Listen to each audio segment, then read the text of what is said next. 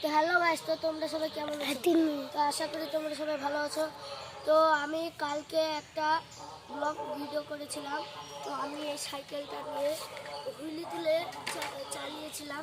তো সেই ভিডিওটাতে আমার 1500 ভিউজ হয়েছে। ওর জন্য আমি সবাইকে বললাম, তো সবাই বলছে কি তুই আরও ভালোভাবে ভিডিও কর, তাহলে তুই আরও ওপরে যেতে পারবি। তো ওর জন্য আমি আজ থেকে ব্লগ ভিডিও করা শুরু করে দিলাম। তো আজকে দুটো ভিডিও ছেড়লাম হুইলির। তো আপনারা দেখুন আর কমেন্ট করুন আর সাবস্ক্রাইব করে যাবেন। টাটা।